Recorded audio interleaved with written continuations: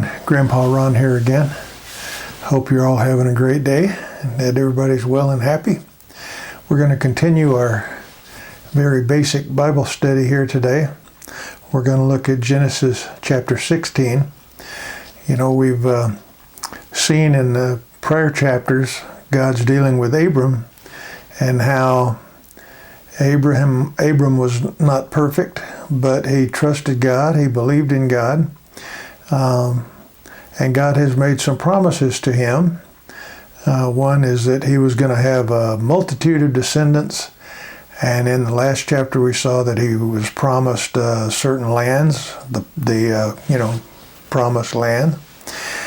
And moving to chapter 16, we need to remember that even though the God has promised that he would be father of a multitude of people and nations, that he still has no heir. And so we're going to see what happens in chapter 16. So let's go ahead and get started. Chapter 16, verse 1. Now Sarai, Abram's wife, had borne him no children, and she had an Egyptian maid whose name was Hagar. Okay, so he still doesn't have an heir, but it mentions right off the bat that he had an Egyptian maid named Hagar. Well, if you remember back in our previous studies, Abram had made the decision to go to Egypt during a period of famine, and he and Sarai had agreed that she would claim to be his sister, which was kind of a half-truth and therefore a lie, but a half-truth because she was his half-sister, because she was beautiful, and Abram was worried that he would be killed so that someone else could have his wife. So they lied about it. Pharaoh took Sarai into his household, remember, and a lot of bad things happened to him. Somehow he found out what the truth was, became very upset, and basically sent him away, chased him out of the country. But while they were there, they had been given a lot of stuff, gold and silver and cattle, and apparently slaves or servants, maids. And so this decision that Abram had made to go to Egypt without consulting with God has started to reap some unexpected problems. And here's one of them right here. So let's see what happens. Verse 2, so Sarai said to Abram, now behold, the Lord has prevented me from bearing children. Please go into my maid. Perhaps I shall obtain children through her. And Abram listened to the voice of Sarai. Now, back then, this was perfectly fine. It was kind of like having a surrogate mother, you know. Sarai wasn't having children, so she was going to let Abram go into her maid, and perhaps she could have a child that way. But now, again, just like their sojourn to Egypt, there was no consultation with God, apparently. And it's kind of like we do today. God makes us a promise. We feel like we know God's will, but we want to help him along. We want to figure it out ourselves and come up with our own plan. And this is kind of what's going on here. God had made promises to them, but instead of waiting patiently, they're trying to figure out how to make this happen themselves. There was a similar situation back in Genesis 3, if you remember, back then. And I'm going to read verse 17 to you, 3:17. Then to Adam he said, because you have listened to the voice of your wife and have eaten from the tree about which I commanded you, saying, you shall not eat from it. Cursed be the ground because of you. In other words, this has created a problem. You listen to your wife instead of me. And so we have a situation here where Abram has listened to his wife rather than consulting with God. And we're going to see that there's some ramifications for thousands of years, all the way up to the present day. So let's see what happened. Verse 3, it's kind of a restatement of what's happened here. And after Abram had lived 10 years in the land of Canaan, Abram's wife Sarai took Hagar the Egyptian, her maid, and gave her to her husband Abram as his wife. And he went into Hagar, and she conceived. And when she saw that she had conceived, her mistress was despised in her sight. Okay, so Abram goes along with it, and Hagar conceives. She becomes pregnant, and now she despises her mistress. And why did she despise her? Well, for one thing, she could say, look, you've been barren all this time. I'm the real wife. Look, I'm providing children for Abram. You know, could be a sense of arrogance or superiority there. It could be that Sarai has already started to mistreat her, and we're going to see that in the subsequent verses. You can see that there would be friction in this unhealthy family situation. You know, God intended one man, one wife. Even though it was custom that this was okay, it's not something that God would see as the best way for this situation to be handled. They haven't been patient, and it's just going to create all kinds of friction and problems. So let's go on from there. Verse 5. And Sarai said to Abram, may the wrong done me be upon you. I gave my maid into your arms, but when she saw that she had conceived, I was despised in her sight. May the Lord judge between you and me. So even though it was Sarai's idea, because it's not working out the way she expected or wanted it to, she's kind of blaming Abram. Verse 6. But Abram said to Sarai, behold, your maid is in your power. Do to her what is good in your sight. So Sarah treated her harshly, and she fled from her presence.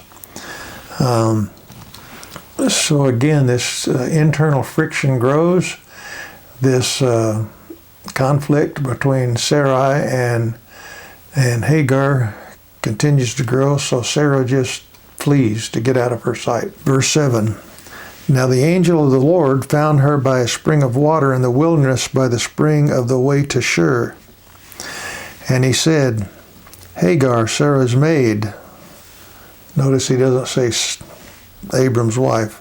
Hagar, Sarah's maid, where have you come from, and where are you going? And she said, I am fleeing from the presence of my mistress Sarai. Well, we're going to read a little further and see that this angel is probably a manifestation of Christ himself, pre-incarnate Christ appearing in this form to deal with Hagar. So he knows the situation, but he's asking questions just like you would ask a kid who's done something, Junior, did you do this? Well, you know what he's already done, but you're trying to get him to open up. So let's go on to verse 9. Then the angel of the Lord said to her, return to your mistress and submit yourself to her authority. In other words, he's commanding her, go back, be submissive. And in verse 10, he says, moreover, the angel of the Lord said to her, I will greatly multiply your descendants so that they shall be too many to count. This is probably to me, the biggest indication that this is probably a pre-incarnate manifestation of Christ, his appearing to her. because he's saying, I will greatly multiply your descendants. He's saying, I have the ability to do this. I'm God. I'm going to multiply your descendants here. This pre-incarnate manifestation has a word, and we'll just throw it out here, call it theophany. A theophany, a self-manifestation of God. So if you see that word later, that's what it means. It's a self-manifestation of God in different ways.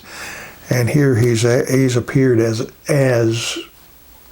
an angel. And he's promised her that her descendants are going to be too many to count.